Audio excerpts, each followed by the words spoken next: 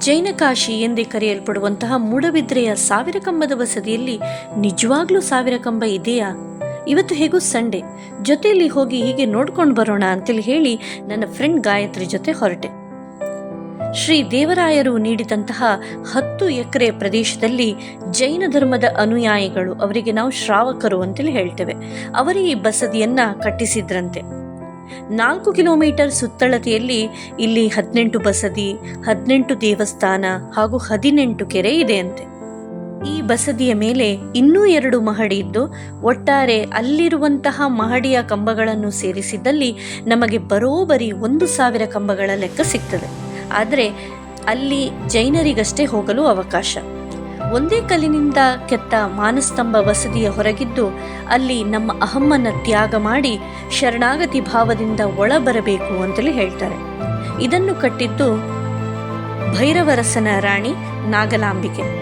ಇಲ್ಲಿ ಭೈರಾದೇವಿ ಮಂಟಪ, ಚಿತ್ರಾದೇವಿ ಮಂಟಪ, ಗಂಟೆ ಮಂಟಪ, ಸುಖಾಸಿನಿ ಮಂಟಪ, ಲಕ್ಷ್ಮೀ ಮಂಟಪ, ಗರ್ಭಗುಡಿ ಅಂತೇಳಿ ಹೇಳಿ ಒಟ್ಟು 7 ಮಂಟಪ ಇದೆ. ಒಳಗಿರುವ ಮೂರ್ತಿ 12 ಅಡಿ ಎತ್ತರ ಇದ್ದು 600 ವರ್ಷಗಳ ಮೊದಲೇ ಪ್ರತಿಷ್ಠಾಪನೆ ಮಾಡಿದ್ದು 65% ಚಿನ್ನದಿಂದ ಮಾಡಲ್ಪಟ್ಟಿದ್ದಾಗಿದೆ. 8ನೇ ತೀರ್ಥಂಕರರಾದಂತಹ ಚಂದ್ರಪ್ರಭಾ ಮೂರ್ತಿ ಮೊದಲು ಏನು ಮಾಡಿದ್ರು ಇಲ್ಲಿ ಪ್ರತಿಷ್ಠಾಪನೆ ಮಾಡಲಿಕ್ಕಾಗಲೇ ಇಲ್ಲಂತೆ. ಆ ಸಮಯದಲ್ಲಿ ಅಲ್ಲಿದ್ದ 700 ಮನೆಯ ಮುತ್ತೈದೆಯರು ಎಲ್ಲ ತಮ್ಮಿಂದಾದಷ್ಟು ಕಿಂಚಿತ್ ಚಿನ್ನವನ್ನ ಇಲ್ಲಿ ಕೊಟ್ಟಿದ್ರಂತೆ. ಹಾಗಾಗಿ ಆ ಮೂರ್ತಿ ಹೆಚ್ಚಿನ ಭಾಗ ಚಿನ್ನದಿಂದಲೇ ಮಾಡಲ್ಪಟ್ಟಿದೆ ಅಂತೇಳಿ ಹೇಳ್ತಾರೆ.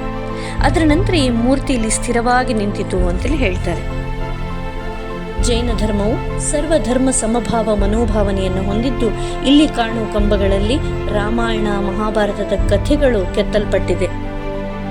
ಆರಂಭದಲ್ಲಿ ಕಾಣೋ ಸುಂದರ ನೆಲದ ಕಲಾಕೃತಿ ಏನಿದೆ, ಇದು 300 ವರ್ಷಗಳ ಮೊದಲು ಇಸ್ತಾಂಬುಲ್ನಿಂದ ತಂದು ಹಾಸಿದ್ದಂತೆ.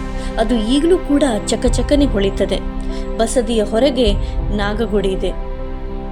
ಬಸದಿಯ ಪ್ರವೇಶ ದ್ವಾರದಲ್ಲಿ ಜಯ ವಿಜಯರ ಪ್ರತಿಮೆ ಕೂಡ ಇದೆ. ಹೀಗೆ ಜೈನ ಕಾಶಿ ಎಂದೇ ಕರೆಯಲ್ಪಡುವಂತಹ ಮೂಡಬಿದ್ರೆಯ 1000 ಕಂಬದ ಬಸದಿಯ ಭೇಟಿ ಏನಿದೆ, ಅದೆಷ್ಟೋ ಗೊತ್ತಿಲ್ಲದ ಹೊಸ ವಿಚಾರಗಳನ್ನಿಂದು ನಮ್ಮ ಮುಂದೆ ತೆರೆದಿಟ್ಟಿತು. ಒಂದಷ್ಟು ಹೊತ್ತು ಸೂರ್ಯಾಸ್ತದ ಸೊಬಗನ್ನು ತಂಗಾಳಿಯೊಂದಿಗೆ ಸವಿಯುತ್ತಾ ಧನ್ಯತಾ ಭಾವದೊಂದಿಗೆ ಇವತ್ತು ಹೊರ ನಡೆದೆವು.